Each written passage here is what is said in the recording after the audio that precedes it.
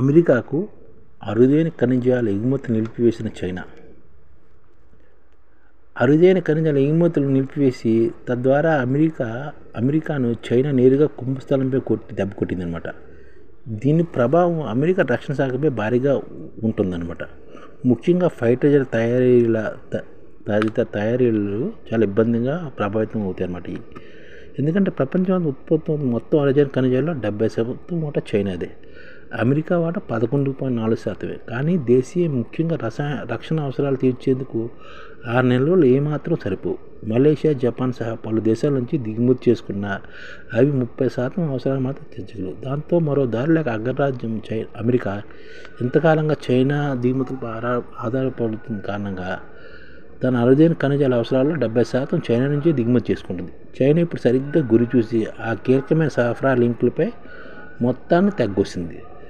17 రకాల అరుదైన ఖనిజాల్లో సమారియము, గడోలియము, టెర్బియము, డైస్పోరియము, లుటేరియము, స్కాండియము, ఇథ్రియం రూపంలో ప్రస్తుతం 7 ఎగుమతుల నిషేధాన్ని వర్తింపజేసిందనమాట.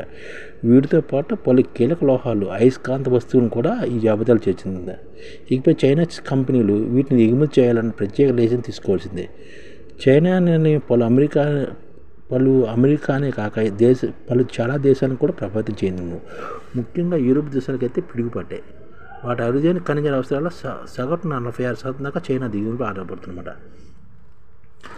ఇప్పుడు దేశాల వారీగా 2024లో అరుదైన ఖనిజాల ఉత్పత్తి ఏటో చూద్దాం. చైనా 22.7 లక్షల టన్నులు ఉత్పత్తి చేసింది. అరుదైన ఖనిజాలని 2,70,000 టన్నులు ఉత్పత్తి చేసింది. అమెరికా 45,000 టన్నులు ఉత్పత్తి చేసింది అరుదైన ఖనిజాలని. మయన్మార్ 31,000 టన్నులు, ఆస్ట్రేలియా 13,000 టన్నులు, థాయిలాండ్ 13,000 టన్నులు, నైజీరియా 13,000 టన్నులు, భారత్ 2,900 టన్నులే అరుదైన ఖనిజాలని. చైనా 2,70,000 టన్నులు ఉత్పత్తి చేస్తే భారత్ 2,900 టన్నులే అరుదైన ఖనిజాలను ఉత్పత్తి చేసింది.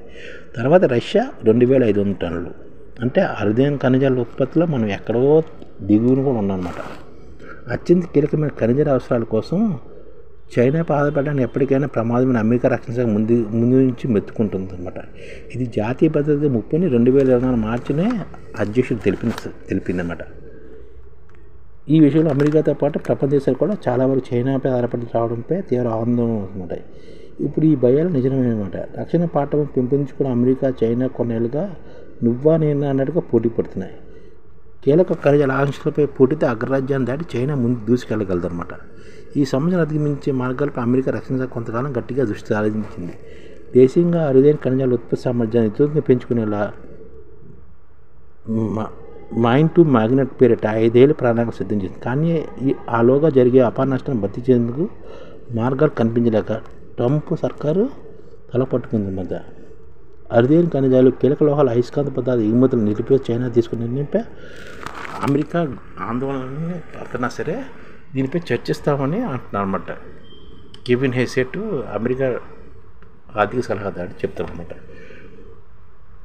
ఈ అరుదైన ఖనిజాల అవసరాలు రక్షణ టెక్నాలజీ, ఎలక్ట్రానిక్ తదితర రంగాలు చాలా ఉంటుందని చైనా నిర్ణయాన్ని లోతుగా అధ్యయనం చేస్తున్నామని ఆయన చెప్పారన్నమాట.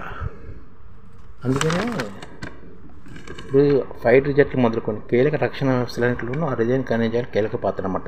F-35 యుద్ధ విమానాలు, వర్జీనియా, కొలంబియా శ్రేణి జలాంతర్గాముల్లోని, తోమహాక్ క్షిపణుల్లోని, రాడార్ వ్యవస్థలోని, ప్రెడిటర్ శ్రేణి మానవరహిత వైమానిక వాహనాల్లోని, మ్యూటేషన్ సర్వీసెస్ స్మార్ట్ బాంబుల్లోని, ఇలా దేనికి తయారీకైనా ఈ అరుదైన ఖనిజాలు కావాల్సినవే. అంటే దేనికైనా అరుదైన ఖనిజాలు కావాలి. ఒక F-35 యుద్ధ విమానం తయారీకి 400 కిలోల మేరకు అరుదైన ఖనిజాలు కావాలి. ఒక F-35 యుద్ధ విమానానికే 400 కిలోల అరుదైన ఖనిజాలు కావాలన్నమాట. ఆర్కే బ్రూక్ శ్రేణి DGJ-51 స్కాండ్రియా యుద్ధ నౌక తయారీకి ఏకంగా 2,300 కిలోలు అవసరం అన్నమాట. 200 పౌండ్లు అవసరం అన్నమాట. యుద్ధ నౌక తయారీకి హార్లే బ్రూక్ శ్రేణి DDG-51 డిస్ట్రాయర్ యుద్ధ నౌక తయారీకి 2,300 కిలోలు అవసరం అన్నమాట. అదే వర్జీనియా శ్రేణి జలాంతర్గామి నిర్మాణానికి అయితే 4,173 కిలోలు అవసరం అన్నమాట. అంటే 9,200 పౌండ్లు అరుదైన ఖనిజాలు అవసరం. అది వర్జీనియా శ్రేణి జలాంతర్గామికి అయితే 4,173 కిలోలు. హార్లీ బ్రూక్ శ్రేణి యుద్ధ నౌకకి అయితే 2300 కిలోలు. ఒక F-35 యుద్ధ విమానానికి 400 కిలోలు అరుదైన ఖనిజాలు అవసరం అన్నమాట. ఇది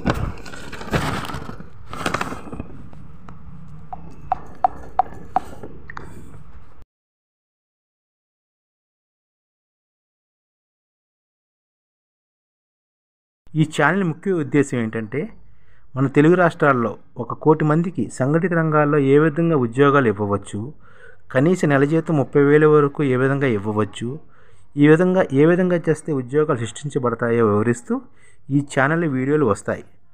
అలాంటి వీడియోలు మీకు కావాలంటే మన ఐడిఎఫ్ భాస్కర్ ఛానల్ని సబ్స్క్రైబ్ చేసుకోండి. ఐడిఎఫ్ అంటే ఇండియన్ డెవలప్మెంట్ ఫోర్స్. ఈ వీడియోలు చూసిన తర్వాత మీకు నచ్చితే లైక్ చేయండి, మీ ఫ్యామిలీ మెంబర్స్కి షేర్ చేయండి, మరియు మీ ఫ్రెండ్స్కి షేర్ చేయండి. Thank you. నమస్కారం.